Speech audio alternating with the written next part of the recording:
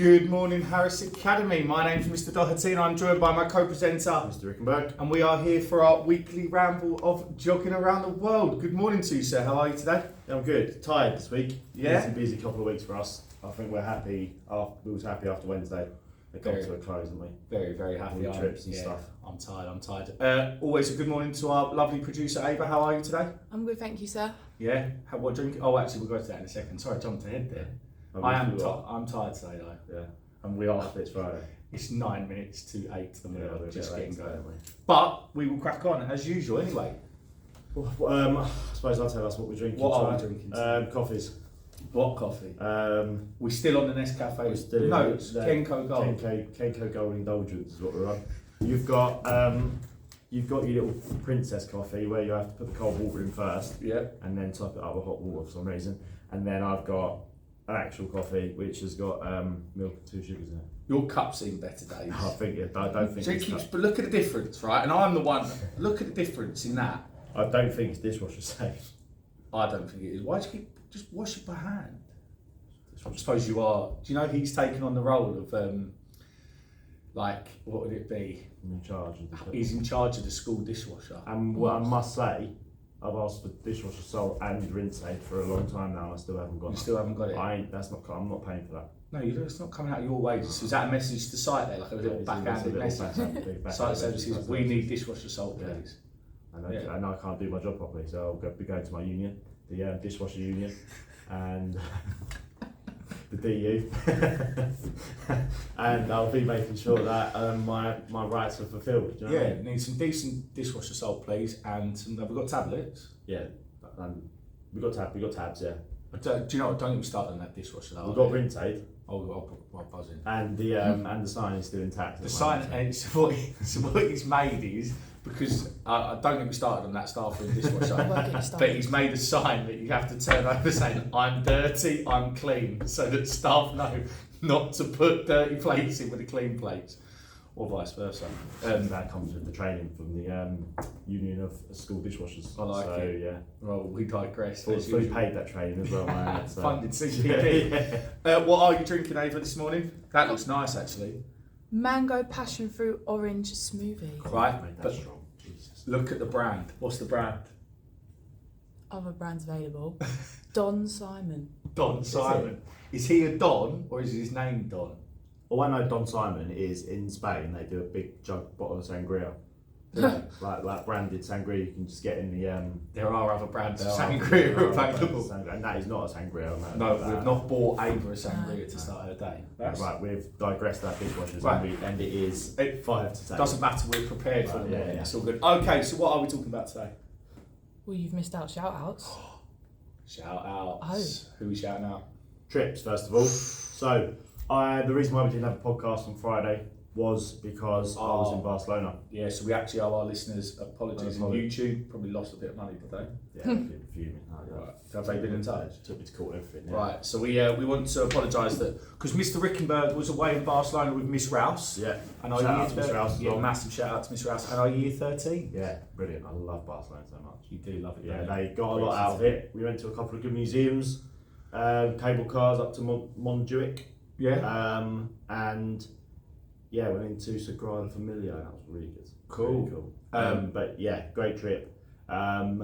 Slight issues with some luggage, but we won't get into that. But other than that, brilliant trip. And a shout out. I'll also shout out the travel company, which is Travelbound, because they did a great job of booking everything. Oh, that's wicked. And kids? Kids are brilliant. Kids are brilliant. Yeah, big shout out. Who I want to shout out because she did ask for it. It's Maria. Right, Maria's getting shout out. Was so very responsible. She was like the third teacher there. She was brilliant. She was always messaging to let us know if they were going to be late and like where they were and stuff like that. She was very responsible. Cool. And shout out to Lucas and Rishi as well, because Lucas somehow downloaded the map of Barcelona into his brain. Cool. And, so he did well. Yeah, Rishi, in terms of travelling around and getting people to where they needed to go in the airports, Rishi was brilliant. Good. That's a great experience for him, isn't it? Yeah, it's really good. Okay, so that's our year 13s, Mr. Rickenberg and Miss Rouse for their Barcelona trip. Well done. And Miss Duffy for sorting it. Yeah. Miss Duffy put a lot of effort in sorting that prior. She was sort of backroom staff, wasn't she? So she did well. Okay, who's our next shout out? Year 11 Whitstable. Yeah, Ava is part of that. Yeah. So we did 2 trips to Whitstable. That is why this morning we're a bit like, And that's why before you said we're glad Wednesday was out of the way. So we had 3 trips in we had 4 trips in essentially 2 weeks is what we had. We had the year 13 to Whitstable, year 11 to Whitstable, year 13 to Barcelona, and then year 11 to Whitstable on Wednesday as well. Yeah. But Pantelis actually come to me and said, how did geography organise so many trips in such a short amount of time? It's just because we've got high standards. You just can't teach that sort of thing. So performance temporary, but class is permanent. So the year 11s. Some of the best. That's the best year 11 Whitstable trip I've ever been. It's the best. Both trips were the best Whitstable year 11 trip I've done myself, and you just agreed with me. I think, I just can't credit them enough. Hence why we sent home that email yesterday. Yeah, sent home that email. You received that? I received the email. That was big good. Shout out to, I'm going to try and name all the people that have gone on the trips with us. Miss Jones, brilliant on the trip on Wednesday. Miss Rouse, you sir, thank you very much for doing those 2 trips. We had Miss Milne, we had Miss Moore, we had Miss Bruce, we had Miss Brooks, Mr. Harrison. Mr. Harrison was brilliant.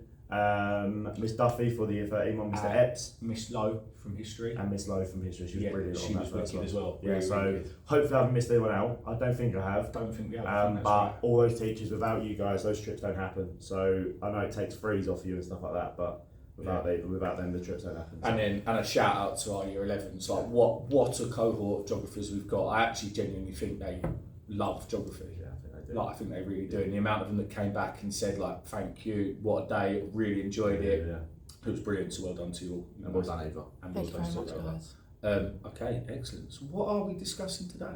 Happisburgh. Well, not saying it right not as well. Happisburgh. Yes, it is not Happisburgh, it is Happisburgh. Now we decided about 45 minutes ago that we were going to do Happisburgh. I was flying down to 25. I was driving in, I said, what are we doing today? And we thought, we'll go Happisburgh because the reason being is it is our year 9 erosion case study. Now we feel like a lot of our content is aimed towards our GCSE students, don't we? But we thought our Key Stage 3 students, this is quite a big build up to the end of year 9. Yeah. It's their case study for their end of year assessment. It's actually also case study that's in that book. Is it? Right, wow. And it is also, but then also our GCSE students, it links to erosion, doesn't it? Definitely. So it's really important that we get this done. So we'll just go causes, the impacts and responses, because I think the responses is interesting because normally when we talk about responses there is an actual response in place. Yeah. Whereas Happisburgh is an interesting one, you're almost debating what they should do. You know what I mean? So it was interesting. I taught a lesson yesterday to the year 9s and we were having that debate about should they do something or shouldn't they do something. It was interesting in that regard. Where is Happisburgh, sir? It is in the... Now, do we say the southeast or the east? East, that's You'd say east. Yeah, would you take the southeast? No? I'd say southeast England's Kent. Alright, so we're going to go with the east. It's like East Anglia, isn't it? It's East Anglia, so it's on the very east coast. Yeah. The nearest city is Norwich, in the wonderful county of Norfolk, and it borders the North Sea. It does border the North Sea. Yeah, it's one of these. It's part of that east coast of England. Is one of the fastest eroding coastlines in Europe. I think they said in some years they're losing up to like 30 metres or so 30 feet or something like that of coastline every single year. Right. So it's mad how quickly that coastline's disappearing, but also the fact that it is disappearing and doesn't seem like the government's really doing anything about it. So what are sort of like the location or what are the factors that mean that this coastline is disappearing? Well, I think the biggest factor's got to be the geology of that coastline. What is the geology? It is soft sedimentary rock and it's made up of sand and clay. Yeah, so it's a victim of the fact that the rock is very young, right? So clays and sands and stuff are formed just underwater. Yeah. So it would have been probably hundreds of thousands of years ago. It would have just been slightly underwater. Stuff's compressed, and then you've got your clays and stuff like that, right? So, why is it an issue that it is that clays and sands? Why is that an issue? Just because it's extremely porous, allows water in, and then it is being battered by the North Sea on a daily basis. Yeah, it's porous. That's what we're in, but it's not permeable, so it doesn't come out of it, right? So it just changes state and almost turns into saturated, and it can't hold its own weight and it collapses. And exactly. So geology is a major factor. Anything else? Other than the North Sea, what are you thinking? That's it, North Sea. Right, power that North Sea. So I was showing the kids the other day the videos. If you type in North Sea waves, it's that famous YouTube video. Have you seen it? Where the boat comes over these huge waves and they are massive. But type it in and that's what you're dealing with in the North Sea. It is a rough sea. It's a rough gig, that, isn't it? And the fetch. So what we're talking about here, when we get strong waves, what we get is the way they sort of become strong is because they've been blown over a very, very long distance. So they're sort of like consistently picking up more and more energy, it's more weight behind it and everything else, and we call that the fetch. So the fetch of these waves can be upwards of like 800 kilometres. So the wind's blowing these waves continuously for 800 kilometres, and as a result of that, they're just picking up more and more and more energy, and they're slamming into a cliff. That's really, really weak. I try to say to kids sometimes is like, what can you do to clay once it's wet, and is that you can mould it with your hands, right? I always use art as a reference. Yeah, and in art. you're just throwing all these big powerful waves and stuff. Your go. Yeah, I've got intervention. You got art. Enjoy, no problem. Right, so should have known that. Yeah, Did you know that? no. That's fine. Is that every time? Yeah, every Friday. It's on my timetable. We'll have to speak to Miss Lace. We're going to have to change her intervention day because we can't have this. Have Yeah. a wonderful weekend, Ava. Thank you. Thank you for your time. See you later. I'll move over in a second. Thank you. I forgot to shout out as well. We'll do it at the end. Yeah. Yeah. So you've got these big strong waves. I think it's something like if a wave's over a certain height, it's like the equivalent of like 30 HGVs slamming into a brick wall every single time. Right. So these waves are very, very strong and powerful. When it's hitting something like clay, it's just going to decimate it. It's just going to destroy it. And it just crumbles it. And so when you look at the satellite images of where it was and where it is now, it's weird how it's just that tiny little stretch of coastline that's like chewed inwards, whereas everything else not so much. Seems alright. So there are causes. So quickly recap so these guys can put this into an answer. Soft sedimentary rock, sand and clay. Yeah. Huge destructive waves from the North Sea, or just waves? I think waves in general, but in the winter they're going to get more. Yeah, let's not complicate things. And due to the huge fetch that they have, they travel so far, they're super powerful, and it just crumbles that coastline. Okay. Exactly. Impacts. So yeah, I think the impacts are interesting because there's nothing really that specific. There's a couple of things that are really specific, but we've got sort of like the general ones. So shout out to Bryony. Oh yeah, poor Bryony. Poor Bryony, who gets her face displayed on our boards every year because her poor bungalow falls into the sea, fell into the sea. Actual lack of sympathy from the children quite a lot of the time. Always. Yeah. They always. They're very rarely. Yeah.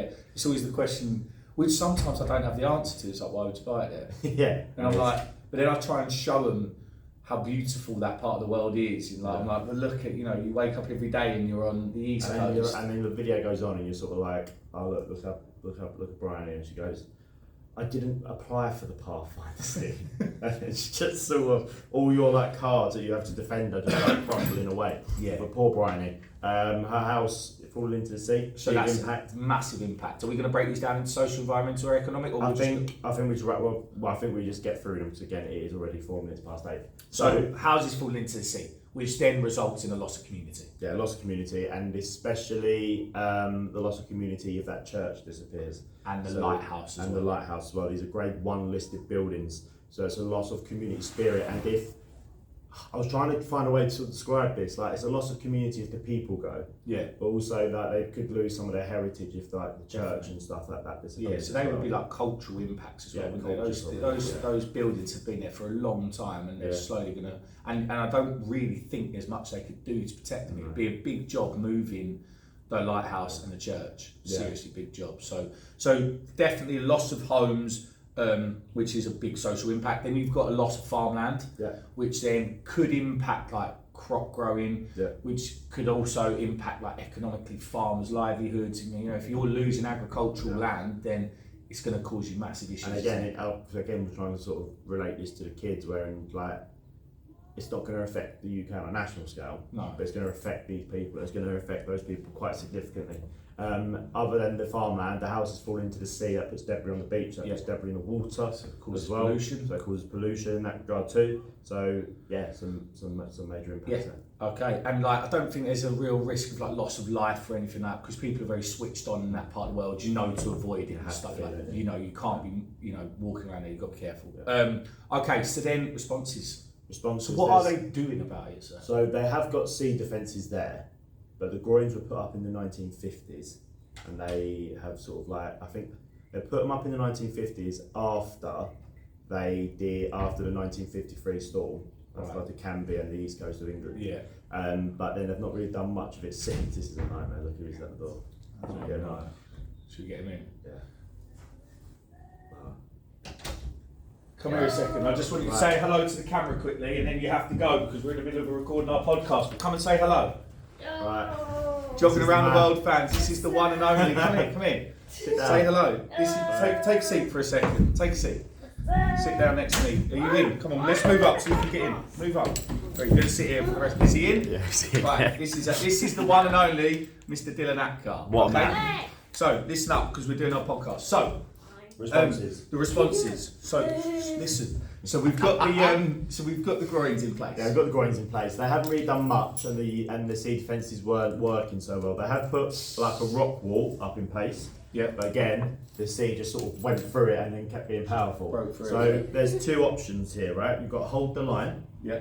So this is the way I like to not like to describe it, but the way we've got to sort of debate it. Let's hold the line when you do put sea defences in place. You put something solid there, right? You put something solid there, and if you put something solid there, then you're going to save people's lives. You're going to save that community, right?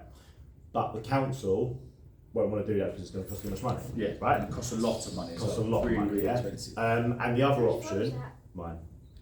Right. Do you need to go and get ready now for morning mastery? Say goodbye to the camera. Yeah. See you later, Absolute Dylan. pleasure. Thanks You'll for probably joining see us. You'll probably see more of him. See you later, Dylan. See ya. Um, Welcome to Harris Cavalry Chapter 100, ladies and gentlemen. we had to. Couldn't not get him on. Right, so, or you've got the shoreline management plan. Right. So the shoreline management plan is the idea where the council buys these people's houses and they move the people away, and they just let nature sort of take its toll on the area. Yeah, so kind of just give up and just say So move away. Those are the options. There's not many more options than that. With that one, it's going to save money, but you're going to potentially lose the community. People can get on with their lives if that's the case, if they do the shoreline management plan. But yeah, the people aren't happy with the shoreline management plan. They would prefer. So when we're talking about stakeholders, the people want the seawall. Yeah. The council wants the shoreline management plan. Yeah. And if we're talking about environmentalists, they'd probably rather. They're probably a bit of both. They might want to see all to protect habitats, but might want like nature to take its course as well, sort of thing. Yeah, interesting. So it's a really it's quite a difficult one, sort of. I suppose for us as adults, you're like, it's pretty brutal, isn't it? Like losing that. There's the other video that we watched where that lady's she's like, my family have had this house since. Well, I can't remember when she says, but they've had it for decades and decades and generations, and then it's a case of, they've just got to accept the fact that the family bungalow is going to fall into the sea. It's pretty brutal. It's pretty brutal. But okay, so that is Happisburgh really in a nutshell. Would you agree? Happisburgh. Yeah. Kids are brutal, by the way. Kids are always like that. Don't stick anything there. Yeah, they just like let it go. Yeah. Well, do you understand what that means? Like lose community. Like, and they're like. Yeah, well, and you can't. I don't have an answer. Why would you buy a house here? And I'm like, I don't really know, other than the beautiful scenery. But there you go. We digress. Okay, so let's move on to today's news. We're all right. We were out of time for 2-3 minutes. Yeah. The news. Mauritius Island. Right. So we are in the business of teaching about sovereignty and territorial integrity, right? Especially in A levels. That will mean a lot to our year 13s, right? So we used to own the island of Chagos, or Chagos, right? So if I go on bbc.co.uk, I guarantee it's one of the first things that will come up, right? It's not, but that's fine. But basically, we've given this little group of islands back to Mauritius, right? But do you know why we've given it back? Not really, but right. But we've started something about it. Yeah. I'll just come in. Hold on. No, we're in the middle of recording here. You're going to retire now then. Huh? Dylan, this one's an absolute car crash now. We'll catch up with you later, alright? We've got to go. You've got to go, so we're recording. Yeah, so I don't actually know the reason why we're giving it back, but we have kept one thing there, so. Go on. Military base. Oh, of course. Yeah. Oh, right, okay. So, yeah, sovereignty, strategic importance, is it? Yeah. Now we've given these islands back. I guess you started piping up again. Who? So the Argentinian. Is it? It's what they want. The Falklands back, yeah. right. And do you know who else has started piping up? The Spanish. Yeah. You know why? Gibraltar. Yeah. Right? All of a sudden we start doing this one thing, right? So everyone starts taking liberties. What do we say? We'll give them an inch to try and take a mile, sir. Right? But it's interesting because the Mauritian people are like, look, we had no say in this. Yeah. They quite liked the idea that the British were here. Like, we had good, strong links with the British. People in the UK are concerned that it's going to give too much leeway or give too much sort of control to China over the Mauritian Islands. But you'd be interested to see where this goes from here. Interesting, yeah, it really is interesting. And it's quite interesting thought that they were like, we were quite happy with how it was, and then maybe now they're sort of nervous about being left to their own devices. Yeah. And we're like, no, we'll just leave our military base here and keep that there. Yeah, just keep an eye on those guys over there in the Indian Ocean. But Interesting. All right, it's really interesting. Iran. Right. This, we said last time that the war in Israel has taken a turn, right? And now it definitely has taken a turn because of Israel and the war between Israel and now Hezbollah. Hezbollah are a sort of offshoot of not the Iranian government but the Iranian army. Yeah. Right. So it's like Hezbollah are like the front line in that sort of part of the world for Iran. So Israel start taking out targets of Hezbollah, so like the leader and stuff like that. They killed the leader. Yeah. And now what Iran did, I think it was Wednesday evening. Yeah. They sent a load of missiles. Into Israel. Israel shot down the majority of them. Have you seen how that thing works? I haven't actually. It's like fireworks in the sky. Yeah. All of a sudden, like Israel, send up these lights, and all of a sudden you see it's both. Yeah, and the US Navy shot down a fair few as well. But the US Navy came out and said that if Israel, because Israel said they're going to attack Iran's nuclear bases, and America said you don't do it. So it's really complicated, it's really tense, but it seems like it's escalating, yeah, and turning into. Because we're nearly a year since it started, 7th of October. Since that terrorist attack. Yeah. So it's just interesting about how. And it's like discontent in Israel about it, because a lot of the hostages didn't get saved. It's just and really people messy. are now getting concerned that it's the hostages that are now getting forgotten about, because again we haven't really heard much in the way of like what's happening with the hostages and stuff like that, and most of the hostages aren't coming out alive at this stage. So again, interesting to see how that goes forward. Did you actually talking about hostages? Did you see the New Zealand pilot that was held hostage in Indonesia for 18 months? Why? Because it was like a rebel group who wanted to claim independence, I think, and he was flying construction workers. That was his job. They hijacked the plane, let all the construction workers go because they were native to that region, kept him hostage. 18 months they had him for, and then they let him go recently. So I think he was held hostage in the jungle for 18 months. Imagine that. Mental. Right. Sorry. Right. Last thing, fact, and then I'm going to change the fact from the one that's on there. I like the Taj Mahal one better. We'll just say both then. Yeah? Live a little. Right, okay. Right, take some liberties. Yeah. Right, 2 facts This today. podcast is a complete car crash anyway. Yeah, it's a nightmare, this one. Right, the fact. Mexico City is sinking at a rate of 20 inches per year. So Mexico City is obviously it's one of the highest cities in the world, and it's sinking at a rate of 20 inches per year. And the reason why is because they are getting all their water from an aquifer, and because the aquifer is now emptying, the city's like sinking into that space. That's quite scary. But if the aquifer was recharging, like the rainwater was going in there, that's what's keeping it up. But then otherwise, it's just sort of compressing. What the end result of that would be? I don't know. It's quite a scary thought. And your other one? It is you cannot fly a plane over the Taj Mahal.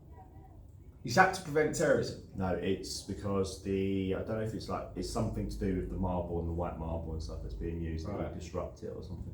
Oh wow, that's cool. It's all pretty interesting facts. Right, weather, even though it is not a weather forecast. Right. BBC we weather. cannot do this podcast this late again. We are getting audiences out the windows. It is complete chaos. Right. Today 17 degrees. It's jumper weather though. In the morning it was foggy this morning. Tomorrow 17 degrees, but a little bit warmer. Quite sunny tomorrow. Sunday, rain all day. Monday, rain all day. Tuesday, rain all day. Wednesday, rain all day. Really? Thursday, rain all day. Wow. Friday, rain all day. There's been a lot of rain, hasn't there? Autumn has well and truly arrived. So. It's very wet autumn, or is that normal? I think that is normal. No, it has been really, really wet actually. Nice. Right, before we finish, there is one more shout out because we sure. love our parent listeners, don't we? Right? If we've shouted out a few in the past, haven't we? Yeah. But this one goes to Leanne Honey Jones because apparently she's been watching Jogging Around the World and is a big fan now. Yeah. So there is your shout out, Leanne. Thank you for your support. Thank you. I will also say that. Any other parents want to shout out? You let us know. Yeah, I did say to you, didn't I, that on one of the YouTube videos, it was 100. The viewership was 100% men between the ages of 20 and like 34 or something like that. So that's me and you. Is what that is. So, Sitting there playing it on repeat. Yeah, get the viewership up. But the That's Mr. it. X one did quite well. We've got over 160 views on that one. Yeah, so keep supporting us because we need your help. Yeah, thank you everyone very, very much. So I hope All right. everyone has a good weekend. Thank you very much. See you later. So let's wrap this absolute mess up, shall we? Advert. No. I've done it too early, I think.